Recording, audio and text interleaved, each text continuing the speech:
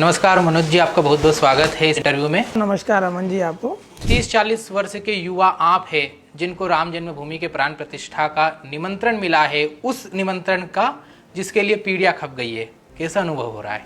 हमारे लिए तो जीवन में बहुत वंडरफुल सरप्राइज है, बहुत बड़ा आश्चर्य है। ये कहते हुए आपकी आंखें भी लाल हो रही हैं, भावुक हो रहे हैं आप।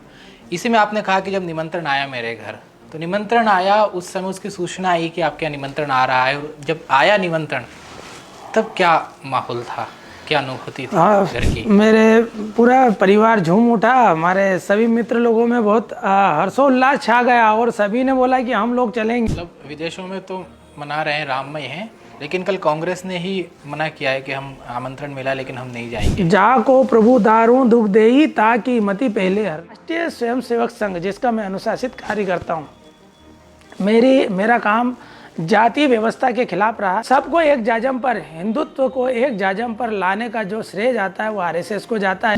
एक भीम आर्मी नाम का संगठन है, ऐसे नाना प्रकार के संगठन चल रहे हैं जो जय भीम जय भीम कहते हैं, और आपके मैं सुन रहा था आप जय भीम जय श्री राम कह रहे हैं। क्या डिफरेंस बिटवीन क्या है इनके बीच में?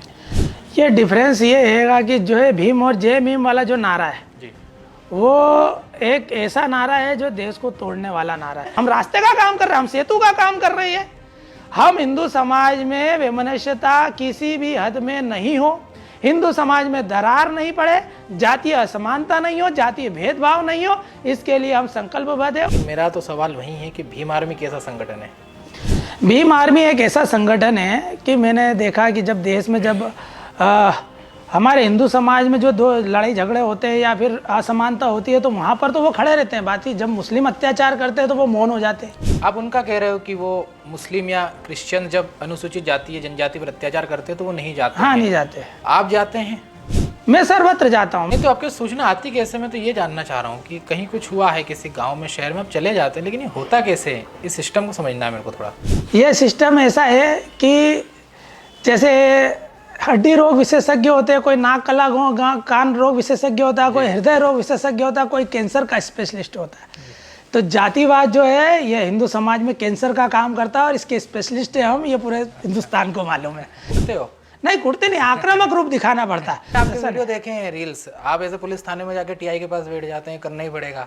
हाँ, तो आप संविधान से कई बार ऊपर हो जाते हैं ना? नहीं नहीं नहीं, ये संविधान से ऊपर तो कोई नहीं आ सकता इस देश में, ना आप ना मैं ना अन्य कोई। संविधान की बात उनके सामने करते हैं लेकिन उनको धमका के करते हैं। नहीं, यदि आपको निरपराध को के साथ में अपराध हुआ है, किसी अबला के साथ में अपराध हुआ और उसकी अगर प्रशासन सुनवाई नहीं करेगा तो आपका तरीका क्या होना चाहिए उनसे संवाद का?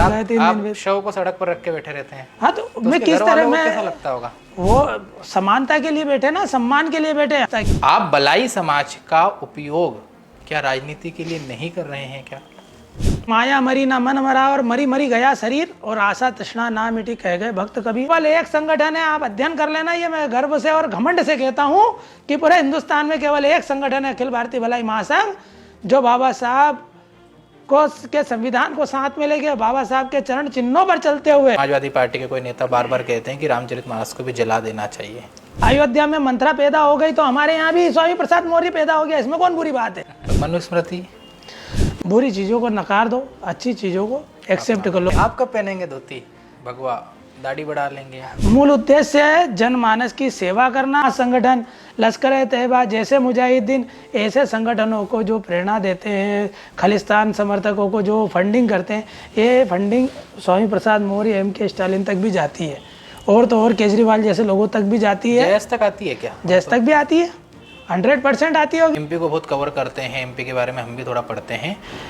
जयस के कुछ लोगों ने या वहाँ के कुछ संगठनों ने भीलिस्तान नाम का एक प्रदेश बनना चाहिए जिसका झाबुआ सेंटर रहे, राजस्थान का SC/ST बेल्ट, गुजरात का SC/ST बेल्ट करके एक हमारा अलग प्रदेश बनना चाहिए, जैसे द्रविड़िस्तान या खालिस्तान की मांग हो रही है। तो क्या आपके ऊपर ये लोग दबाव नहीं बनाते हैं क्या कि आप भी अनुसूचित जाति से हो? खूब दबाव आता है, मेरे को खूब गालियाँ पड़ती है, मुझे बोला जाता है ये आरएसएस का दलाल है, ये बीजेपी का टट्टू है, ये दलाल है।